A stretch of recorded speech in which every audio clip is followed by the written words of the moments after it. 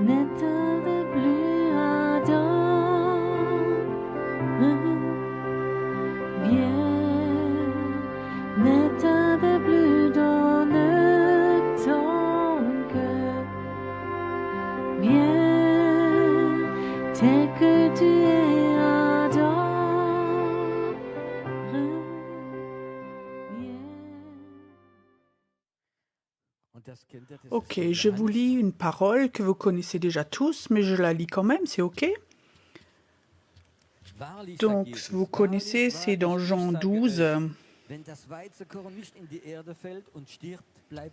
En vérité, en vérité, en vérité, dit Jésus, je vous le dis, si le grain de blé qui est tombé en terre ne meurt, il reste seul, mais s'il meurt, il porte beaucoup de fruits. Vous croyez ça? La moitié. Celui qui aime sa vie la perdra, et celui qui hait sa vie dans ce monde la conservera pour la vie éternelle. Où va avoir la vie éternelle? Ces versets, vous les connaissez tous, cette mort et recevoir une nouvelle vie. Et pour ceux qui ne savent pas, Dieu a deux vies. Il y a une vie naturelle, chaque enfant qui vient sur la terre, il a la vie. La majorité, c'est souillé par le péché, la deuxième vie. J'appelle ça la vie avec Dieu, la vie dans l'esprit. Et ça, moins de personnes le connaissent. Ça n'a rien à voir avec la religion, ça a à voir avec Jésus. Il y a une vie dans l'esprit et cette vie est surnaturelle. Elle n'est pas limitée, cette vie, pas ennuyeuse, elle est fantastique. Un esprit religieux, c'est ennuyeux, mais vivre avec l'esprit, c'est pas ennuyeux. Et ce soir, j'ai raconté un peu avec Raphaël des choses folles que j'ai fait dans l'esprit. Et on a ri de tout ça. Plus tard, on peut raconter. Je vous dis un exemple. J'ai prêché à Paris et pendant que je prêche, Dieu dit, je dois prendre le verre d'eau là et je dois jeter ça dans la foule. Ok, j'ai appris à obéir au Saint-Esprit quand je prêche, donc ma tête de la déconnecter un peu et de faire ce que l'Esprit me dit. Et maintenant, je pense, oui, maintenant la présence de Dieu va arriver. Non, rien n'est arrivé du tout. Alors, qu'est-ce que tu fais? Alors, j'ai fait comme si je remarquais pas, j'ai continué, et dans l'espoir que les gens oublient, ou peut-être qu'ils n'ont même pas remarqué que quelque chose est tombé du haut. Alors, j'ai servi, j'ai prêché, j'ai dit Amen.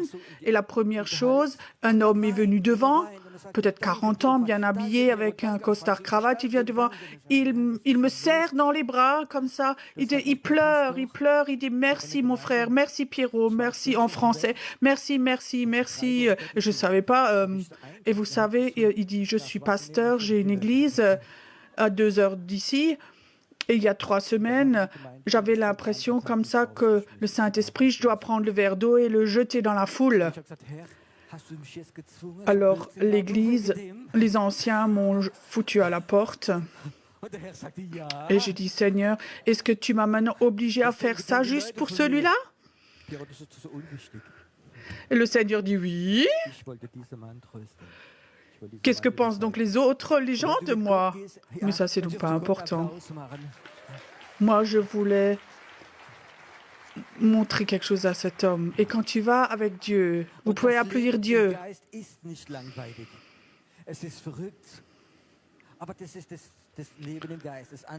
Et la vie dans l'esprit n'est pas ennuyeuse, elle est folle. Mais ça, c'est la vie avec l'esprit. L'autre, c'est le naturel. Et là, il est écrit que la vie naturelle, il faut qu'on soit prêt à la perdre. Et je veux commencer avec ça, avec la vie naturelle. Est-ce que vous connaissez l'expression que j'entendais en tant qu'enfant? Il faut que tu réussisses quelque chose dans la vie. Vous connaissez? Oui, waouh! Moi, j'ai réussi dans la vie. J'ai une famille, des enfants, de l'argent, une maison, j'ai ma vie en main, j'ai réussi. C'est une expression comme ça qu'on a réussi, c'est réussir, on réussit quelque chose dans la vie. Fais quelque chose de ta vie. Pierrot, fais quelque chose de ta vie. J'ai un frère, il a 7 ans de plus que moi, encore une petite sœur.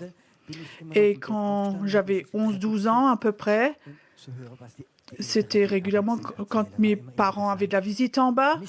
Je me levais de mon lit, je m'asseyais sur l'escalier pour écouter ce que les adultes racontent. C'était toujours intéressant. Et moi, souvent, j'étais assis comme ça, personne ne me voyait. Et quand quelqu'un sortait, je suis vite allée comme ça dans mon lit. Et alors, je sais, un soir, une fois, c'est encore devant moi, et elle écoute, toi, le grand, il va étudier, et ma mère, toute fière, dit oui, il va étudier, et le deuxième, moi. Alors, elle dit non, ça va pas. Au niveau de l'argent, on ne peut pas payer les études aux deux, il faut qu'il aille travailler. Quand tu es 11 ans et que tu entends ça, tu es le deuxième, tu appartiens à la deuxième catégorie, je savais, il n'y a plus rien, maintenant il faut apprendre un métier, il faut aller travailler. Donc les parents n'ont pas l'argent pour 2 personnes qui étudient, 2 enfants. Alors là, j'étais sur ces escaliers. Et ce soir, j'ai compris quelque chose. J'ai décidé que je vais quand même avoir plus de succès que mon frère. Moi, j'ai décidé, je vais réussir dans la vie et je vais y arriver. Et je suis honnête, mon frère est devenu professeur, il a réussi, mais au niveau de la santé, il n'a pas réussi. Et je dis, moi, j'aurai plus de succès que mon frère et je n'ai pas étudié. C'était ma vie. Moi, j'aime ma vie. Moi, j'avais ma vie en main. J'ai réussi à ma volonté. Vous connaissez peut-être cette expression, je fais ce que je veux. Ça, c'était un peu mon motto. Moi, c'est ma vie et je fais ce que je veux de cette vie-là. Et il faut que je dise, j'avais un style de vie comme ça. C'était que à chaque personne chez qui j'étais employée, ils m'ont tous jeté dehors, partout.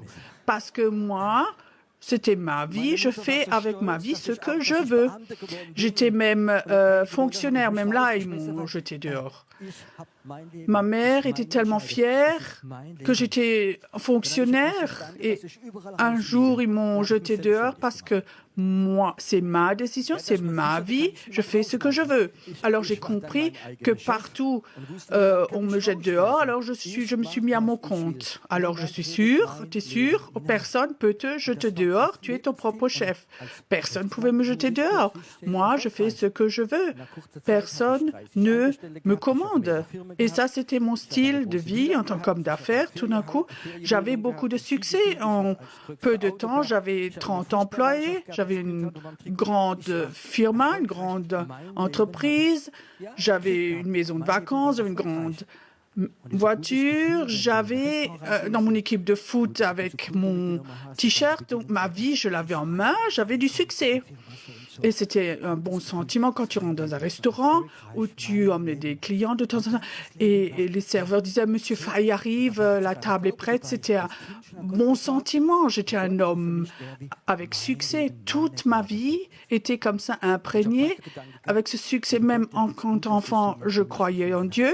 Dieu était celui qui voit, me bénit, mes dons. Et je pensais presque, toi tu vas bien, oui, parce que tu as trouvé quelqu'un comme moi. Oui, c'est ma vie, avoir du succès, et Dieu peut bénir ma vie. Et ça, c'était mon style de vie. Mais Dieu avait prévu une autre vie pour moi. Ça n'allait pas ensemble avec ça. Et 2-3 fois dans ma vie, comme ça, j'avais comme ça un peu quelque chose de Dieu. Je savais qu'il y aurait autre chose, mais je n'étais pas prêt à enlever et à donner ma vieille vie. Une des histoires que j'avais une fois dans mes affaires, j'avais une fois un voisin où son père était 40 ans missionnaire au Burkina Faso. Et ce voisin me raconte tous les miracles qu'ils avaient vécus, qu'ils avaient réveillé les morts et tout. Il avait fait venir son papa, il a raconté en tant qu'homme d'affaires. Si quelqu'un te raconte, ils avaient construit des centaines de bâtiments, ils n'avaient pas d'argent, ils avaient la boîte de ciment, ils n'avaient plus de ciment, ils avaient prié le jour d'après, c'était de nouveau rempli. Ça, il m'a raconté. Je pensais, ils sont fous. Alors, il me racontait de miracles, de réveil des morts, de choses. Et je pensais, mais t'es fou, celui-là. Et tout au fond de mon cœur, je savais, ça pouvait être Dieu. Je savais que ça pouvait être. Ma conscience disait, ça se peut pas, ça n'a pas le droit d'exister. dans mon église, il n'y a pas des choses comme ça, ce qui raconte des choses comme ça. Et tout d'un coup, je sentais quand même où Dieu disait, il y a quand même autre chose, il y a une autre vie. Alors, il a ramené son beau-père, un pentecôtiste, un vrai pentecôtiste. Je ne savais pas ce que c'était un pentecôtiste, mais je savais que la Pentecôte existait. Je disais, qu'est-ce que c'est la Pentecôtiste? Ils peuvent parler en d'autres langues qu'ils n'ont pas appris. Ok, en tant qu'homme d'affaires, je voulais comme essayer de comprendre. Alors j'ai dit, comment tu as reçu ça? Il dit, tu sais, j'étais dans un culte, ils ont prié pour moi, pour les dons de l'esprit, et je rentre chez moi. Et c'était l'été, le rideau était fermé, tout d'un coup le rideau bouge, et une colombe rentre dans la chambre, et tout d'un coup j'ai commencé à parler en d'autres langues.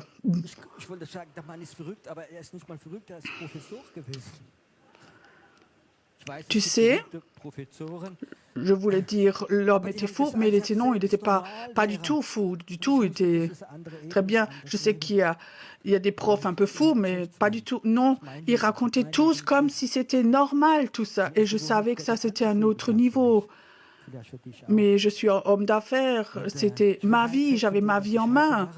Et quelque part, Dieu avait une autre vie pour moi, peut-être pour toi aussi. Et j'étais loin de ce que je suis aujourd'hui. J'étais un homme d'affaires avec beaucoup de succès. Et j'étais ce combattant qui toujours, qui avait un passé terrible. Et un jour, j'allais chez l'avocat et il me dit, Monsieur Fay, je vais vous donner un conseil, comme ça en tant qu'avocat. Vous avez eu tellement de procès. En ce moment, je vous donne un conseil, vendez tout ce que vous avez et allez à l'étranger, sinon vous allez en prison. Alors, ma vie que j'avais en main, elle était choquée. J'étais donc pas prêt à aller en prison. C'est les autres qui sont fautifs, pas moi. Alors, ma tête me disait, j'ai ma vie en main. J'ai vendu ma maison, j'ai vendu tout ce que je pouvais vendre et je suis partie en fuite. J'ai tout pris et je suis allée en Allemagne. Alors, j'ai demandé l'avocat qui disait, pour ces choses-là que vous avez, ils ne peuvent pas vous chercher en Allemagne. Donc, j'ai fait confiance à en Allemagne et en France. Ils ont dit la même chose et j'ai commencé une nouvelle entreprise en Allemagne, de nouveau, ma vie de nouveau. Donc, j'avais de nouveau du succès. Et un matin, je n'oublierai pas, j'avais un magasin de vin, 2 hommes qui viennent dans mon magasin, costard, cravate, et ils sont de la police et ils ont un mandat international. Alors, ils m'ont emmené avec des menottes au tribunal et ils m'ont mis en prison. Ma vie que j'avais en main, je ne l'avais plus du tout en main. Je suis arrivée en prison et il y avait 3 autres personnes là dans la cellule. C'était 3 clochards. Il y avait un WC, pas de porte, rien du tout.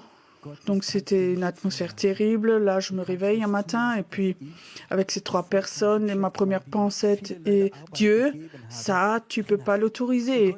Tu peux pas autoriser que moi, un homme d'affaires avec succès, qui a donné beaucoup de travail à beaucoup de gens, que tu me mettes en prison. Et je te remémore, Dieu, que à Noël, j'ai donné 50 € à la Croix-Rouge. Oui, parfois Dieu peut oublier ce genre de choses. Et alors, avec ma vieille vie, j'ai dit, Dieu, c'est pas juste, je peux pas le comprendre. J'ai même prié que ça n'arrive pas. Si dans 2 jours, tu ne me sors pas d'ici, alors tu es mort pour moi et je suis athée. Ça, je lui ai dit clairement. Et j'ai remarqué, Dieu ne se laisse pas mettre sous pression. 2 jours après, j'étais encore en prison, 2 mois après aussi. Alors j'ai dit, ok, Dieu, je veux plus croire en toi, je suis athée et je vais mépriser les gens qui croient en Dieu. Ça, c'était ma vie. Mais j'avais ma vie en main. Alors j'ai décidé de m'échapper de la prison. Alors j'avais préparé un plan pour m'échapper, pour aller à l'étranger, de faux papiers avec des armes, plein de choses. C'était ma vie. C'était ma vie. Alors un soir, dans ma cellule de prison, il y a quelqu'un qui rentre, il n'a pas ouvert à clé. C'est devenu tout clair dans la cellule et Jésus était là.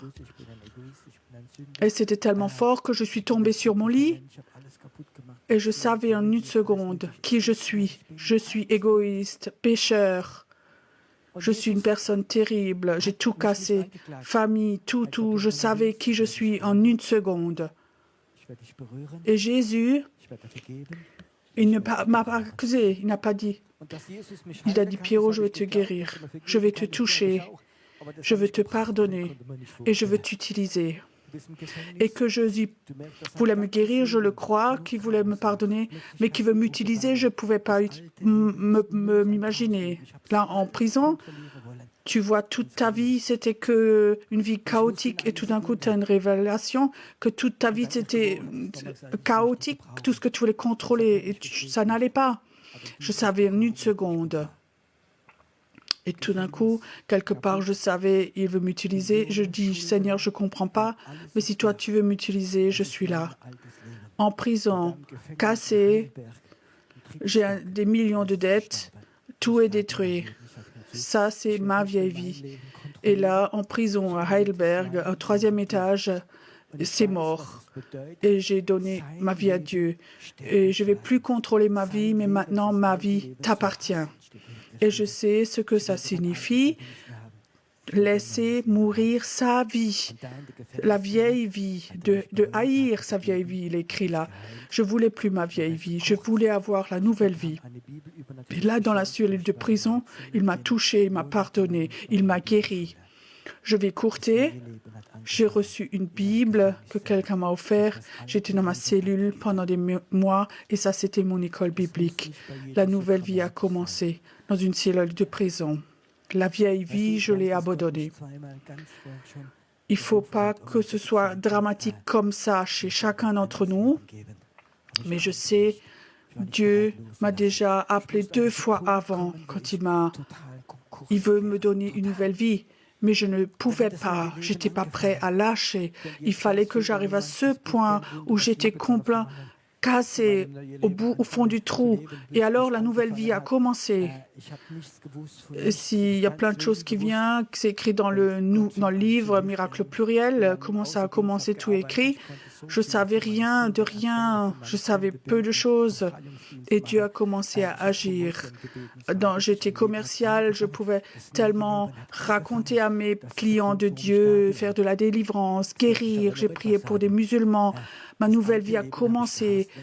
Ma nouvelle vie était là. Et c'est la raison pourquoi je suis là. Et maintenant, je veux encore dire une chose. La vieille vie, je la haïssais, je l'ai enlevée. Ça, vous connaissez. Mais il y a une expression qui est le baptême, c'est un signe de la vieille vie. Mais ça revient toujours de nouveau.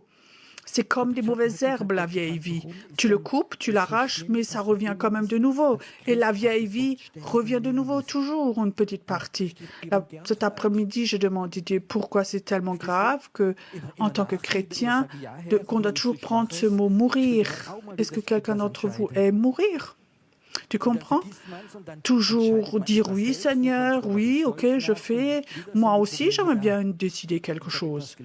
Alors on oublie de nouveau, alors on décide quelque chose soi-même et parfois il y a un peu d'orgueil avec et de nouveau les problèmes sont là.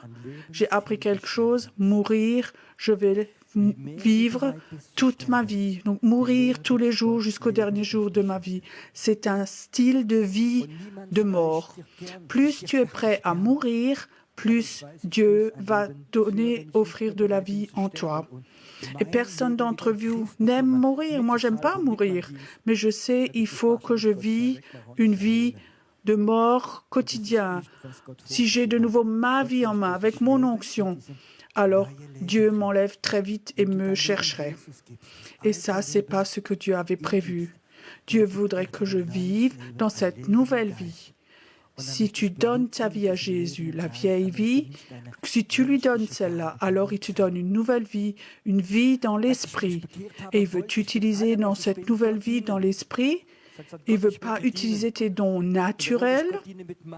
Quand je me suis convertie, je voulais avec tout ce que j'étais servir Dieu. Je dis, je veux te servir, Dieu. Je voulais servir Dieu avec mes dons naturels. Et ma capacité, c'était toujours... Donc, j'étais gagner de l'argent.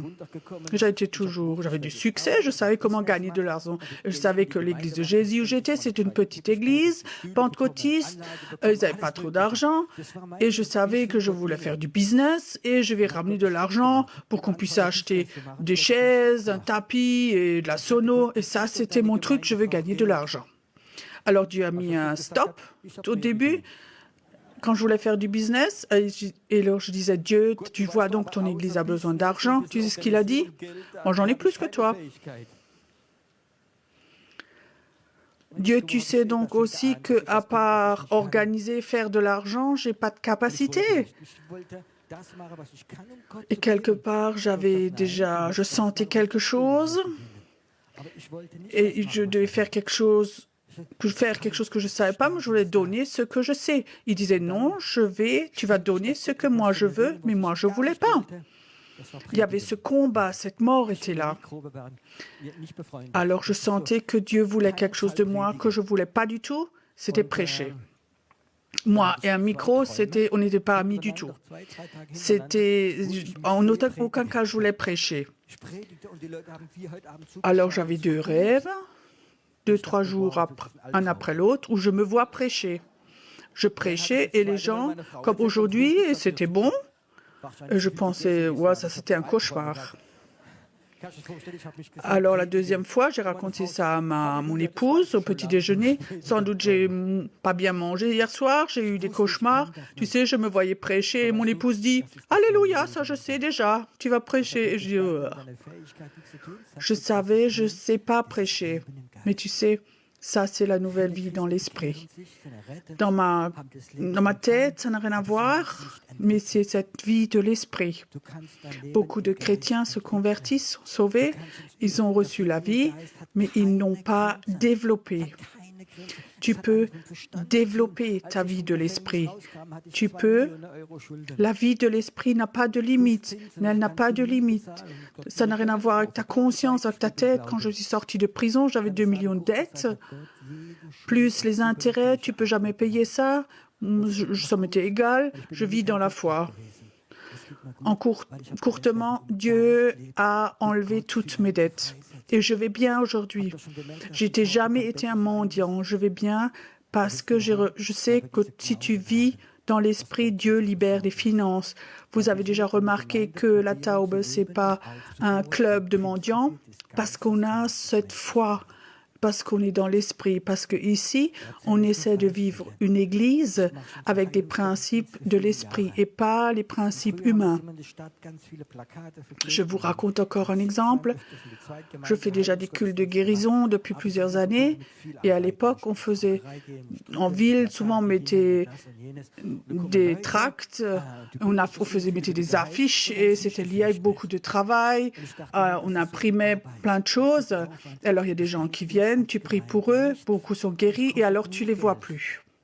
Et je pensais, Dieu, c'est tellement de travail, ça nous apporte pas grand-chose en tant qu'Église, ça ne coûte que de l'argent. Ça, c'était le vieux Pierrot. Et un jour, au fond de mon cœur, je sentais que Dieu disait continue. Alors on avait de nouveau le prochain culte de guérison, samedi soir. On était peut-être 80-90 personnes là. Et le soir, à 11h, le trésorier de Cynthia m'appelle, je n'ai jamais vécu. Dans le trône offrande, il y avait 17 500 € en liquide dedans. Tu comprends? Dieu a dit, ce que je commande, je vais le payer. Ça, c'est la vie de l'esprit. Ça, c'est le vie de l'esprit. Et maintenant, je veux courtement vous parler du secret de cette phrase. Quand le grain de blé tombe en terre, ne meurt, ça ne rapporte pas de fruits. Qu'est-ce que c'est la terre? Qu'est-ce que c'est cette terre? La terre ça veut dire mourir. Si tu es sous la terre, si tu es couché sur la terre, tu es mort, ok? Ça veut dire ça a à voir quelque chose. Le seul grain de blé, c'est ta vie, ta vieille vie, c'est ta volonté, c'est pas faire ce que je veux. Ça doit aller dans la terre, ça doit mourir. Et si tu petit jardinier, tu mets une graine en terre, une semence. Il faut deux choses. Tu as besoin de la chaleur et de l'eau. C'est juste ça? Sans ces deux choses, la graine ne va pas pousser. Il n'y a rien qui va sortir. Qu'est-ce que c'est l'eau? L'eau, c'est un symbole pour le Saint-Esprit et la parole de Dieu. C'est juste ça? Et la chaleur, c'est un symbole pour l'amour de Dieu. Si quelqu'un est là, qui vient, qui n'est pas croyant, tu lui dis qu'il doit mourir, abandonner sa vieille vie. Il dit, mais pourquoi est-ce qu'il faut que je fasse quelque chose? J'arrive dans une secte, ils vont me contrôler et ils veulent que mon argent. Vous connaissez ça? Vous connaissez les pensées? Elle est là. Et tu sais, ce que les gens ont besoin, ils ont besoin de trois choses. Il faut que tu racontes aux gens. Ta volonté, ta vie, ta vieille vie, tu peux la donner à Dieu. Si tu la retiens et tu voudrais que Dieu te bénisse, la vieille vie, ça ne va jamais vraiment fonctionner. Il faut que tu sois prêt, ta vie, ton cœur, ton opinion à donner à Dieu, à poser ça dans la terre. Et alors, il faut que tu aies une dose de Saint-Esprit et de parole de Dieu. Ça ne suffit pas que quelqu'un se convertit et il ne sait rien de la parole de Dieu, il va mourir. Il faut qu'il ait la parole de Dieu et beaucoup de Saint-Esprit. Et pour que ça pousse, il faut de la chaleur. Et ça, c'est l'amour de Dieu. Moi, je peux te dire que si les gens rentrent ici, peut-être qu'il y a des gens ici qui regardent et tu n'as jamais senti cet amour de Dieu. Quand Dieu aime les personnes, tu sais, quand j'étais dans la cellule de prison, le plus beau, c'est que l'amour de Dieu, que Dieu m'aime tellement. Moi, pécheur, j'étais dans cette cellule de prison et je sentais cet amour de Dieu. J'étais plein de condamnation, plein de haine. Et tout d'un coup, je sentais cette vague d'amour, l'amour de Dieu. Et c'est ça qui ramène, que ça pousse. Je te dis, si quelqu'un se convertit, parfois les évangélistes de rue, ils convertissent les gens, ils écrivent dans leur petit carnet, ils ont converti quelqu'un, ils continuent. Si lui n'a pas senti l'amour de Dieu, il ne va pas grandir. C'est important que si quelqu'un consciemment donne sa vie à Jésus, je donne ma vie, c'est tellement important qu'il y ait une atmosphère d'amour. Si tu vas dans un groupe de maison, un groupe de prière, et si tu es responsable pour une brebis, aime-la. Aime cette brebis. Donne-lui la parole de Dieu. Donne-lui du Saint-Esprit. Aime-le.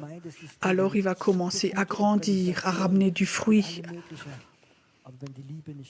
On a parfois comme ça des systèmes d'église avec des super organisations, avec plein de choses, mais si l'amour n'est pas là, les gens ne vont pas grandir. C'est important qu'il y ait une atmosphère d'amour. Je suis tellement heureux quand je me suis converti, quand j'ai appris à connaître Jésus. J'étais dans une petite église et j'étais un peu perdue. Et alors il y avait comme ça un couple qui m'ont accueilli.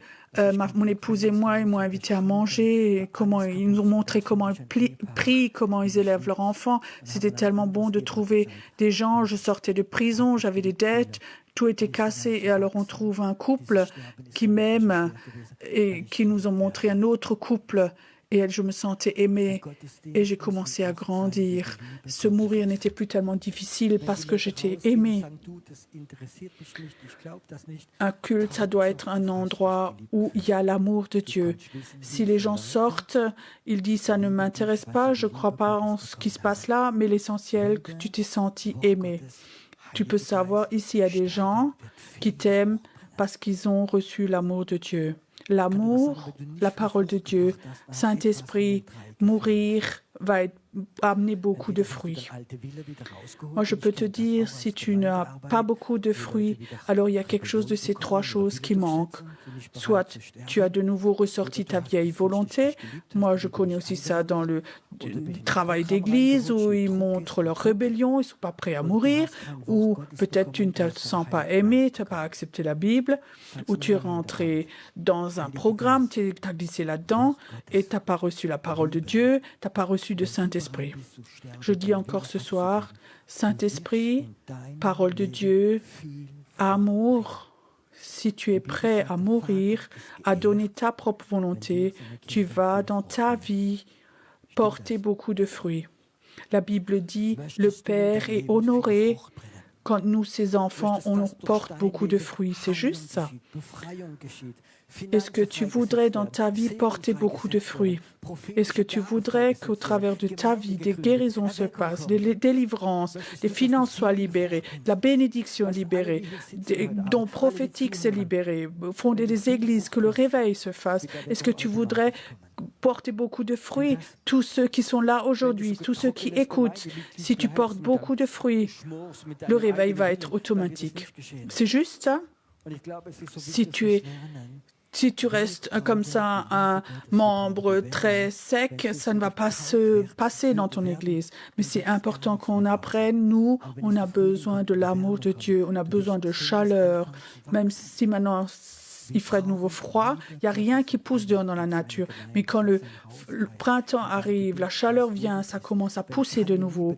On a besoin de l'amour de Dieu dans l'église, dans nos groupes de maison, dans le groupe de prière. Où tu es, s'il n'y a pas d'amour, il n'y a pas de croissance. C'est juste ça. Un autre apôtre m'a dit un jour, Pierrot, si tu veux être un pasteur, si tu as un cœur de pasteur, il faut que tu apprennes même à aimer tes ennemis et tes brebis qui sont contre toi, les aimer plus.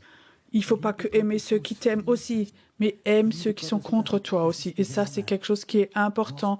L'amour de Dieu doit être là. L'amour de Dieu doit couler. L'amour de Dieu, c'est la chaleur, c'est la parole de Dieu, Saint-Esprit, et mourir. Et alors, tu vas automatiquement porter beaucoup de fruits, beaucoup de fruits. Et Dieu sera honoré. Pour moi, je n'ai pas du succès chez Dieu si les gens, tant et tant de personnes écoutent les prédications. Moi, je dis chez du sexu que ceux qui écoutent portent eux-mêmes beaucoup de fruits. Amen. Il y a quelque temps, à Wiesler, dans le Palatine, j'avais fait un culte de guérison. Il y a beaucoup de gens qui étaient là. Il y a aussi une femme qui était là, que je connaissais bien. Quelque part de... Oui, elle avait même loué un bus et elle avait ramené plein de monde. Alors, elle a emmené un homme qu'elle a appris à connaître sur la route. Cet homme fumait 3 boîtes de cigarettes par jour et elle l'a simplement emmené dans le bus. Mais dans cette ville-là, elle avait appris à le connaître. Et 10 ans plus tard, les hommes d'affaires du plein dimanche, ils avaient invité un évangéliste, des hommes d'affaires. Je ne savais pas, je n'étais pas avec. J'avais reçu la cassette, j'avais écouté. Et cet homme raconte qui a 15 ans, j'étais là, je me promenais dans la rue, ma vie était finie, je fumais 3 boîtes de cigarettes par jour et une femme m'a accosté, elle m'a emmené dans un bus et je suis allée à Wiesloch avec elle et ce soir-là, je me suis convertie, on a prié pour moi et je ne fumais plus, j'ai accepté Jésus et j'ai ramené des centaines de personnes au Seigneur. Ça, c'est pour moi du fruit. L'homme est venu une fois, il a été guéri, il s'est converti et lui-même a ramené des centaines de personnes au Seigneur. Je me réjouis de ce genre de fruits. Mon désir de mon cœur, c'est que toi, tu portes beaucoup de fruits. Le désir de mon cœur, c'est que les gens rentrent ici, sont là la première fois. Ils ont appris à connaître Jésus, ils rentrent chez eux et ils prient pour leurs enfants malades qui sont en bonne santé après. Ça, c'est l'Évangile, qui est beaucoup de fruits. Mais si tu as aussi beaucoup de fruits, ta vie ne va pas arrêter avec le principe de la mort. Je veux dire, c'est toujours encore difficile pour moi de mourir. C'est toujours encore difficile que moi j'ai une opinion et Dieu n'a pas la même opinion. Est-ce que tu es prêt à échanger ton opinion contre la mienne? Est-ce que tu es prêt à voir cette personne comme moi je la vois? C'est toujours encore une mort, mais je sais que si je ne suis pas prêt de mourir, alors la vie ne va plus couler comme ça dans ma vie. Et j'aimerais que la vie coule. J'aimerais aussi que la vie coule chez toi. Amen. Ce soir,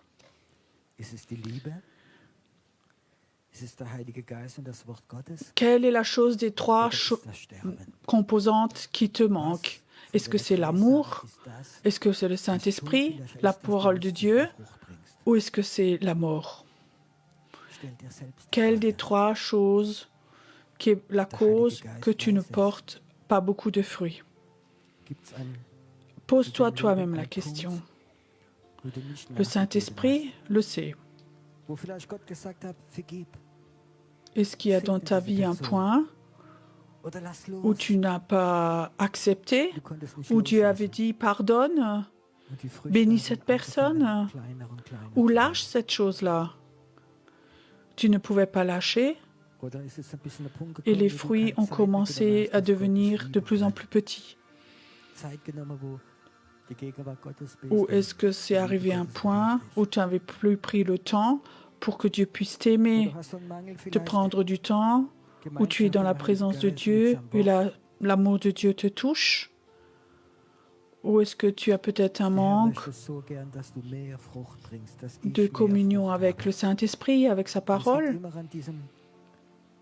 Le Seigneur voudrait tellement que tu portes plus de fruits, que moi j'ai plus de fruits.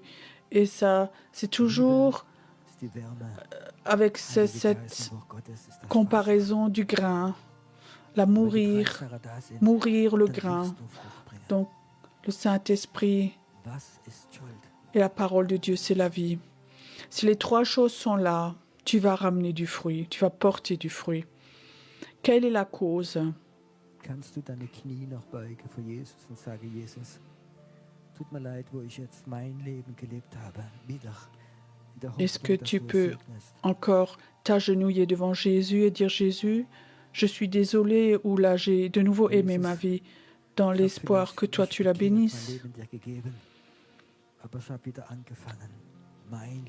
Jésus, peut-être que je me suis converti, j'ai donné ma vie, mais j'ai de nouveau commencé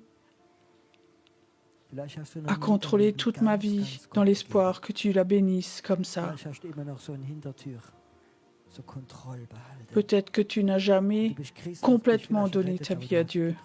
Peut-être que tu as encore une porte de sortie, avoir un peu de contrôle. Peut-être que tu es chrétien, mais tu ne portes pas de fruits. Moi, j'aimerais pas te persuader. Ça, c'est le travail du Saint-Esprit. Si tu es là ce soir, si tu étais là, et tu sens que le Saint-Esprit tape à ta porte, à ton cœur, et dit, est-ce que tu es prêt ce soir à mourir? Est-ce que tu es prêt de donner toute ta volonté à Dieu, définitivement? Est-ce que tu dirais oui? Est-ce que tu dirais oui, Seigneur? J'ai compris, tu me parles à moi, j'aimerais plier les genoux, j'aimerais, avec tout ce que je suis, de donner toute ma volonté. Peu importe ce que tu me demandes, je veux avoir cette nouvelle vie. Si le Saint-Esprit frappe à ton cœur, est-ce que tu dirais oui? Si le Saint-Esprit frappe à ton cœur maintenant et tu dis oui, c'est juste, je voulais être béni plus qu'autre chose, alors je te dis, alors viens devant, agenouille tes genoux, agenouille-toi là devant la croix. Sois prêt à mourir. Mourir, ça signifie aussi, peu importe ce que les autres pensent de moi, je sais que Dieu m'appelle maintenant. La nouvelle vie, rentrer dans la nouvelle vie. Ne viens pas pour être béni devant, mais viens si tu es prêt à mourir, de haïr ta vieille vie, de dire je ne veux plus. Je ne veux plus. Bei mir war es eine Gefängniszelle. Bei dir kann es heute Abend hier sein. Und du wie zu Hause bist. Chez moi, c'était dans une cellule de prison. Chez toi, ça peut être ici ce soir. Et toi qui es chez toi à la maison, tu peux maintenant aussi dans ton salon, dans ta chambre, tu peux t'agenouiller et dire Dieu, La vieille vie, je ne veux plus la voir. Je veux savoir cette nouvelle vie. Je veux avoir cette nouvelle vie. Je veux porter beaucoup de fruits. Das ist der Moment, wo Gott ruft. Je veux me laisser être aimé. Das ist der Moment, wo ich spüre, wie Gott ruft. Ein Leben mit viel C'est un moment où Dieu Frucht. Ein Leben appelle. mit viel Frucht. C'est un moment où je sens Ein Dieu Leben im appelle. Geist. Das neue Leben. Une vie avec beaucoup de fruits. Das neue Une vie Leben, avec wie beaucoup de total fruits. übernatürlich ist. Une vie dans l'esprit. La Das neue nouvelle Leben, wo die vie. Liebe Gottes fließen La wird. nouvelle vie qui est complètement surnaturelle. Es ist hier. La nouvelle vie où Ein neues l'amour de Leben, wo Dieu es va kein couler. Verdammnis gibt, ein neues Leben Elle der est là. Gnade, wo es keine Elle est Anklage là. gibt. Es gibt kein Verdammnis Une nouvelle in vie Jesus où il n'y a pas de Christus. condamnation. Une nouvelle vie avec la grâce où il n'y a pas d'accusation. Geschieht grad jetzt. Il n'y a pas de condamnation en Jésus-Christ. Il y a le pardon. Il y a le salut. Ça se passe maintenant. Leben. Leben. Père, Prophetisches aucune Leben. condamnation, Ein mais le Leben, wo es salut. Siege Père, aucune mort, mais la vie, une vie prophétique, une vie und Befreiung. où les puissances démoniaques s'en vont, même dans les pensées, la délivrance, la délivrance, Vater, wo Menschen da sind da vorne, la délivrance, die Herzprobleme haben, la délivrance. weil das alte Leben sie so kaputt gemacht Père, hat. où les gens, personnes sont là, Ich sage in Jesu qui ont des Namen, problèmes de cœur, ich spreche es parce über que la mein vieille vie les a tellement abîmés. Moi, je dis au Diese nom de Herzschwäche, Jésus, diese Herzinsuffizienz, je brise maintenant. diese Je parle à ton Herzmuskellähmung, cœur, reçois la vie. sie wird geheilt werden. Cette faiblesse de cœur, cette Ich werde cette dein Herz insuffisance noch viele cardiaque, Jahre gebrauchen. cette paralysie du cœur, ça va être guéri. Es ist zur Je Zeit, vais in dieses neue Leben Encore reinzugehen. utiliser ton cœur plusieurs années. Il n'est pas temps de mourir. Viel Il est Frucht. temps de rentrer dans cette nouvelle vie. Une vie qui a beaucoup, beaucoup de fruits, où tu portes beaucoup, beaucoup de fruits. Mit der Gottesliebe. Et merci Jésus Heiliger que Geist, ce soir, du hast die Liebe que tu des les aimes Vaters tous vom ce Herzen soir, Gottes in unser Herz avec gebracht. l'amour de Dieu. Und geh nie Saint-Esprit, weg von uns, wir brauchen dich. Heiliger Geist, Tu as mis l'amour du Père dans notre cœur au travers de Jésus. Ne pars jamais, on a besoin de toi. Saint-Esprit, on a besoin de toi pour vivre dans cette nouvelle vie. On a besoin de toi. On a besoin de toi maintenant. Et que toute forme de mort, de condamnation, de peur, s'en aille maintenant, complètement, ich möchte, dass du complètement. wir auch complètement. der ganze Raum, dass wir ganz sanft dieses Lied singen. J'aimerais que là Von unserem devant, Herzen raus, ich lieb dich, Herr. nous aussi, toute la salle, Geist wie du. qu'on chante ce chant tout doucement In diesem Lied eine ganz neue de notre Liebe cœur. Je empfindest t'aime, Seigneur. vor Jesus. Nul n'est comme toi. Ganz neue Liebe. Et tu vas découvrir que dans ce chant, il y a un nouveau amour qui va sortir de toi. Un nouvel amour pour Jésus. J'aimerais bien qu'on chante encore une fois ce chant, mais je crois que Dieu voudrait dire à certaines personnes, lâche ce soir, lâche, où les gens t'ont blessé, où tu haïs quelque chose, lâche ce soir, lâche complètement. Alors on peut encore chanter ce chant, vous pouvez encore vous lever. Vous voyez qu'il y a toute une équipe là qui a à cœur que la guérison se passe libérée, que maintenant la guérison se fasse, que vous sur la scène en haut, tendez vos mains et ceux là en bas doivent recevoir. Et vous là en haut, priez que la guérison aille dans toute la salle. Et regardez aussi, pendant que la guérison vient, et regardez aussi tous là à la caméra en haut au plafond. J'aimerais que vous regardiez dans la caméra. Et ce soir, il y a des centaines de personnes qui regardent dans différents pays. J'aimerais que vous regardez là dans la caméra et que vous tendez vos mains et que la guérison se passe ce soir. Que la guérison se passe ce soir en Suisse, en Autriche, en France, en Amérique, en Afrique, que la guérison rentre dans les appartements, dans les maisons, que maintenant cet amour de Dieu vient dans les maisons maintenant, que la parole de Dieu vient, que le Saint-Esprit vienne, que ce soir des gens regardent dans leur maison et la nouvelle vie commence et la vieille vie, vous la haïr, ils ne la veulent plus. Vous pouvez les prochains jours regarder, il y a des milliers de personnes qui regardent ces cultes et même dans d'autres pays, on va les montrer. Et à chaque fois où les gens regardent, la puissance de Dieu doit sortir de cette vidéo. La puissance de Dieu doit sortir. Des miracles doivent se passer aussi à la maison, dans ton appartement, peu importe où tu es, où tu regardes.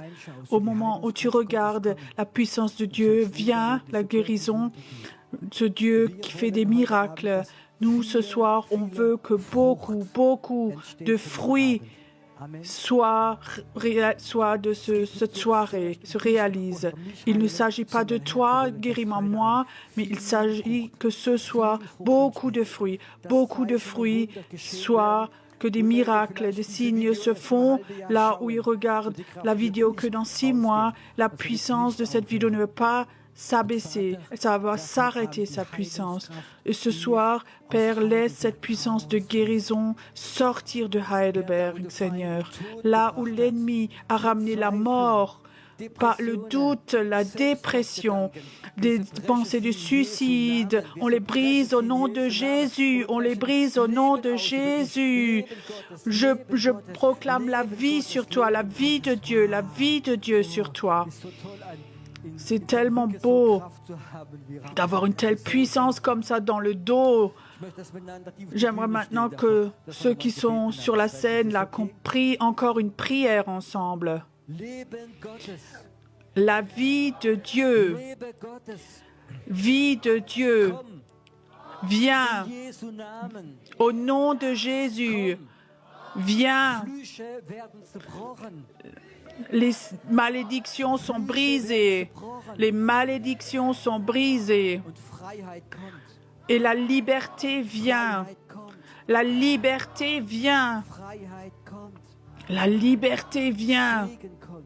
La bénédiction vient. La bénédiction vient. Au nom de Jésus, sois aimé. Sois aimé. Amen. Amen. Applaudissons notre Seigneur.